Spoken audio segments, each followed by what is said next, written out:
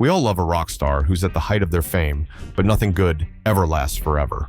Working, and they just started to go the other way. It wasn't fun anymore, so once I got it out of my life... Heck, sometimes it comes crashing down, and when father time catches up to people who only lived for their youth. And then I started to get sort of, tired of certain aspects of it. The results can be cruel. Here are 20 rock stars who aged terribly. Starting our list is Axl Rose, the volatile, bandana-clad epitome of rock star danger during the Appetite for Destruction era. With his signature snake dance and those impossible soaring vocals, he looked like a beautiful, barely controlled explosion. But the peak was unsustainable. The descent began with his infamous chronic lateness and the control freak antics that alienated his bandmates, leading to the original Guns N' Roses' bitter implosion. The decade-plus saga of the $14 million Chinese Democracy album became a joke, a symbol of creative paralysis. The biggest shock, however, was his physical transformation. Years of isolation, mental health struggles, and lifestyle changes morphed the lean, aggressive frontman into an almost unrecognizable, bloated figure, his voice strained and his stage presence often grounded. He survived the chaos, but at what cost? Only to become a shadow of his former self. Next we have Vince Neil, a rock star who burned bright but fast, the sneer-voiced frontman who helped blast Motley Crue from Sunset Strip, scrappy hopefuls to global hair metal kings. But the fall began with a drunk-driving crash in 1984 that killed Hanoi Rock's drummer Razzle. Neil was convicted, fined, and served a short jail term. This was a scandal that never left him. After that came years of headline-grabbing arrests, rehab stints and lawsuits, money payouts and public apologies that chipped away at his mystique. By the 2000s, his live shows and offstage antics drew more criticism than awe, and repeated cosmetic work and hard-living photos rewrote the rock god image into something more faded and fragile. At number 18, there's Tommy Lee. From stadium drumming in Motley Crue's most explosive era, Tommy Lee was a rock icon at 80s peak. The band's 1989 album, Dr. Feelgood, hit number 1, and Lee's T-Bone theatrics defined glam metal excess. But the very fire that fueled Lee's ascent ignited his downfall. Years of outrageous partying, 2-gallon-a-day vodka binges, and drug abuse ravaged his body and reputation. Legal dramas and a sensational sex tape scandal with Pamela Anderson turned headlines that once celebrated him into tabloid shadows.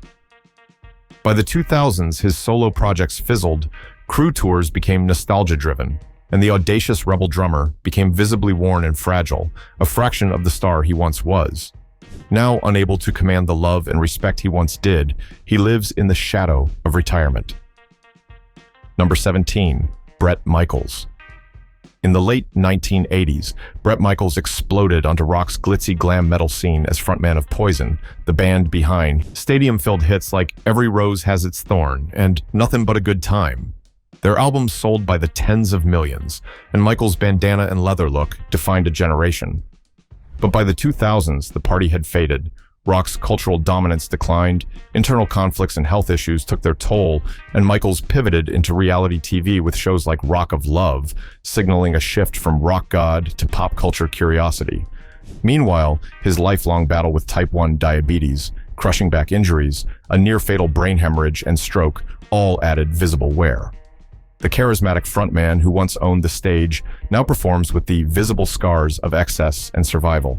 Still gritty, still smiling, but undeniably changed. Number 16, Fred Durst. When Limp Bizkit exploded in the late 90s, Fred Durst embodied the loud shirtless, baseball cap-wielding swagger of new metal success.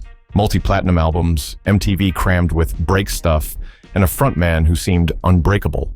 But by the mid-2000s, the genre's backlash hit hard. Durst's chart dominance vanished, and he found himself more meme than menace. Problems piled up, viral accusations of band inauthenticity, on-stage oddities, attempts to switch into filmmaking, and side projects that never soared. The once feared rock villain now shows up in headlines about political posturing rather than smash hits. The bravado faded, the crowd size shrank, and Durst became a relic of a moment that didn't age. As nostalgia tours beckon, his drop from cultural apex to footnote serves as a cautionary tale. You can dominate the scene, but staying relevant is the harder battle. Number 15. Marilyn Manson. He rose in the mid-90s as an avatar of shock rock. His look, his sound, and his scandals made him a household name with albums like Antichrist Superstar hitting millions. But the deadly 1999 Columbine High School massacre cast a shadow he never fully escaped.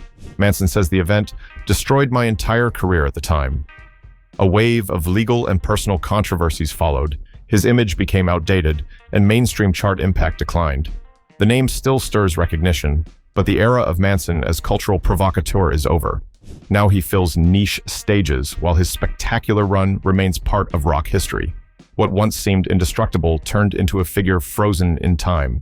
Provocative, yes, but no longer frontline. Number 14. John Lydon. He was also known as Johnny Rotten. He erupted onto the world stage in 1977 with the Sex Pistols, his sneer becoming the punk movement's visual emblem. With songs like God Save the Queen, he helped ignite a generation. But as punk's fire dimmed, Lydon's later work with Public Image Limited and solo projects never regained the shockwave impact.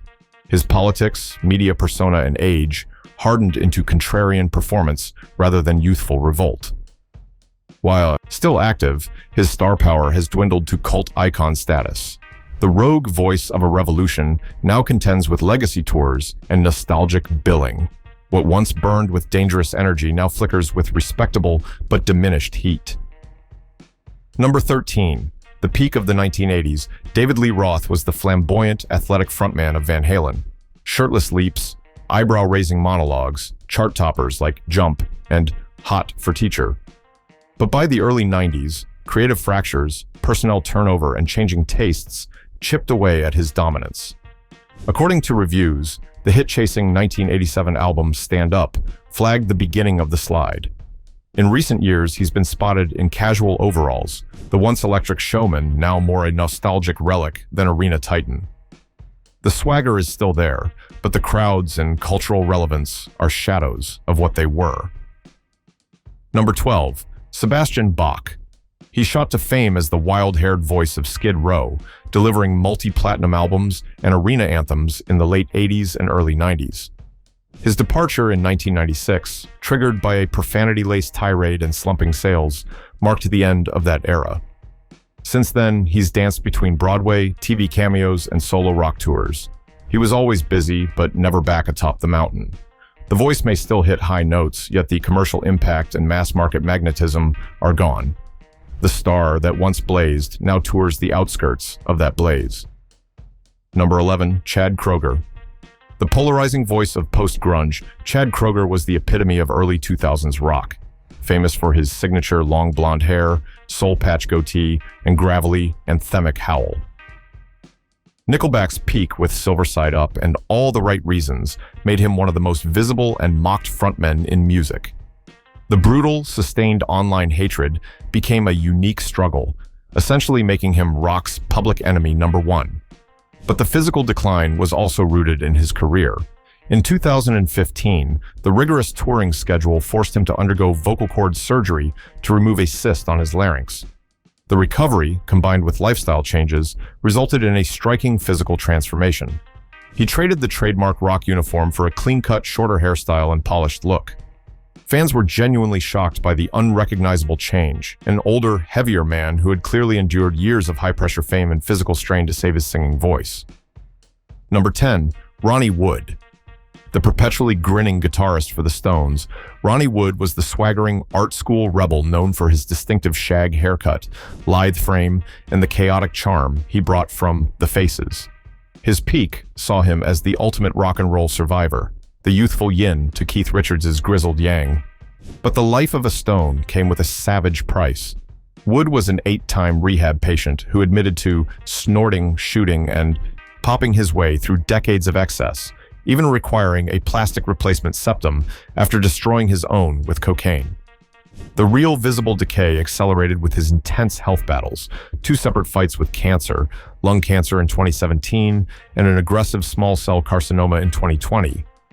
Though a survivor who refused chemotherapy to keep his trademark hair, the once sylph-like guitarist now carries the weary, beaten-up look of a man who has genuinely cheated death multiple times. And at number 9, we have Flea. The electric, shirtless virtuoso of the bass, Flea was the raw punk-funk pulse of the Red Hot Chili Peppers. His peak in the blood sugar sex magic era saw him as a perpetual motion machine, a lean, manic sprite with gravity-defying hair and unparalleled stage energy that made him look almost immortal. However, the relentless, high-impact lifestyle and the decades of heavy addiction ultimately stripped the illusion. His chaotic childhood and the tragic drug overdose of original guitarist Hillel Slovak became a profound trauma. He barely escaped himself. By his own admission, he was snorting, shooting, and popping his way through his 20s. Though sober since 1993, the war on his body and the emotional scars of a life lived on the fringe are visible. His weathered, sometimes gaunt appearance is a brutal reminder of the human cost of survival in rock and roll, contrasting sharply with the furious, ageless playing that remains a marvel. Sitting at number 8 is Phil Collins. The drum-bashing heart of Genesis, Phil Collins was the unlikely superstar of the 80s. He was a seemingly normal guy who became an unstoppable hit machine.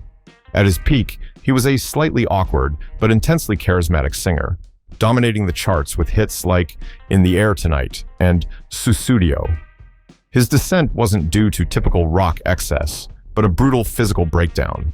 Years of hyper-aggressive drumming led to a 2007 spinal injury, causing nerve damage that left him unable to hold drumsticks or even walk without a cane. This physical agony, coupled with a crushing divorce, sent him into a nearly fatal battle with alcoholism and acute pancreatitis. The cumulative effect of multiple failed surgeries and internal organ damage transformed him from the energetic showman into an immobile, often frail figure performing his final tour seated, a heartbreaking visual testament to the human toll of his relentless career. Number 7. The architect of nu metal sound, Mike Shinoda was the sharp, graphic-designing MC and producer of Linkin Park. At their peak, during the Hybrid Theory and Meteora years, he was defined by his youthful, somewhat cocky persona, often sporting the era's signature spiked hair or brightly dyed colors, looking like the cool, intense kid who brought hip-hop to heavy rock. The catastrophic event that brought him low was the sudden, devastating loss of his friend and co-vocalist, Chester Bennington, in 2017. The shock and grief of the tragedy left him reeling, with his world coming undone. His first solo album, Post-Traumatic, openly documented his struggle through immense psychological pain and grief, forcing him into a public spotlight he wasn't always comfortable with. This harrowing journey through loss, rather than typical rock excess, fundamentally changed his appearance, replacing the old, aggressive facade with the stark, sober look of a survivor who has genuinely had to rebuild his life from zero. Number 6. Dave Mustaine. He is lucky he even had a rock career. He was kicked out of Metallica just before the release of their debut album. Disappointed and betrayed, he formed Megadeth, and the rest was history. But the same reason he was kicked out of Metallica was the same reason why he couldn't sustain stardom with Megadeth. Fueled by a notorious cocktail of rage and addiction, Mustaine was a ticking time bomb. The reckoning came hard. In 2002, he suffered a devastating injury, radial neuropathy. It paralyzed his left arm, threatening to silence the metal titan forever. He fought back, but the decades of substance abuse, followed by a harrowing battle with throat cancer in 2019, took a visible, brutal toll. The sharp features and aggressive confidence that defined the Peace Cells era faded, replaced by the weary look of a man who survived a war with himself.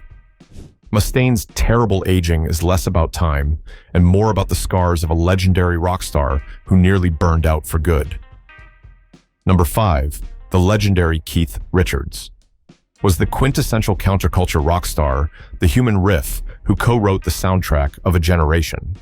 At his 1970s peak, he was thin, dangerous, and impossibly cool, defined by his signature scarves, makeup, and the snarl of a man who owned the world. His physical descent is famously documented in the jokes about his immortality. The process was a decades-long, intentional self-immolation fueled by legendary quantities of heroin, cocaine, and alcohol.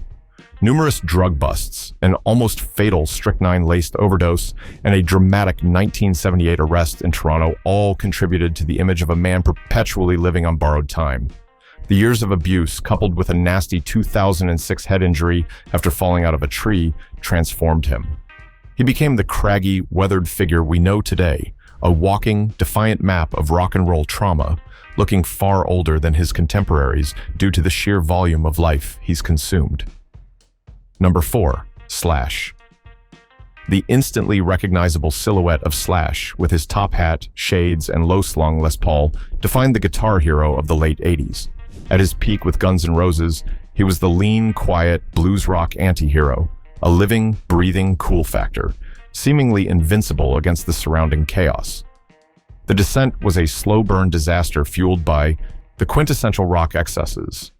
Slash openly battled a severe, life-threatening heroin and alcohol addiction for decades, a struggle that saw him technically die for 8 minutes in the early 90s. While he became sober in 2005, the cumulative strain of that destructive lifestyle of the constant touring, the deep internal turmoil, and the body's battle against poison became visible and not just visceral. Though still a furious player, the once sylph-like guitarist under the hat now looks significantly older and heavier, the ultimate price paid for being the last true rock and roll outlaw. Number 3. Joe Elliott. As the frontman of Def Leppard, Joe Elliott was the voice and driving force behind the Pyromania and Hysteria peaks, selling out stadiums worldwide. At his physical prime, he was the charismatic face of pop metal, known for his signature shaggy hair, athletic stage leaps, and that distinctively soaring, gritty vocal range. Elliott's gradual change is a brutal testament to the sheer effort of sustaining a 4-decade-long career. Eventually, he had to pay the price.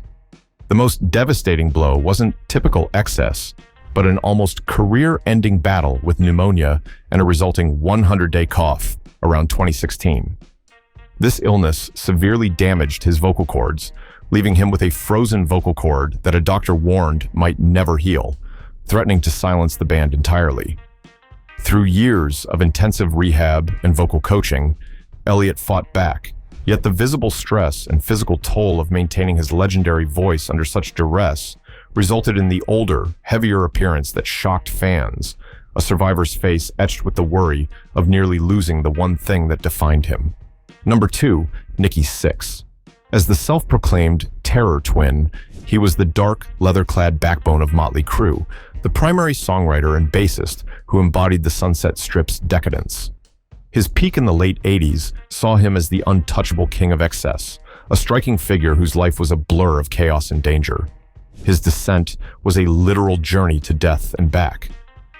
Sixx's battle with a catastrophic heroin addiction was the struggle that defined his low, climaxing in 1987 when he was declared clinically dead for 2 minutes after an overdose. This event, chronicled in the Heroin Diaries, irrevocably changed him. While he achieved long-term sobriety, the years of abuse took a profound physical toll. The sleek, angular frame and defiant sneer of his youth have been replaced by a visibly weathered, heavier appearance, showing the battle scars of a man who survived a life that should have ended him multiple times. Last on our list, we have Lane Staley. He was the original Alice in Chains frontman, so he was instantly recognizable by his haunting, plaintive voice and his youthful, striking features. The 90s was when he really had it kicking. You couldn't think of the grunge movement without thinking about him. He was an artist whose lyrical darkness seemed merely a creative pose, but the darkness was terrifyingly real. Staley's descent wasn't a slow fizzle, but a public yet deeply private tragedy fueled by a devastating heroin addiction that began early in his career. His isolation escalated following the death of his fiancée in 1996, leading to profound reclusiveness. The toll was agonizing. By his last appearances, his face was gaunt, sallow, and missing teeth, his once powerful voice strained and lisping from years of abuse. The final, heartbreaking image of the 6'1" star weighing a mere 86 pounds at his death is the chilling ultimate proof of a life tragically consumed by his demons. Evidence that sometimes age doesn't come with happiness. There you have it. 20 rock stars who were cool then, but not so now. Who do you think had the worst fall from grace? Let us know all your thoughts in the comments section, and don't forget to like this video and subscribe to this channel for more.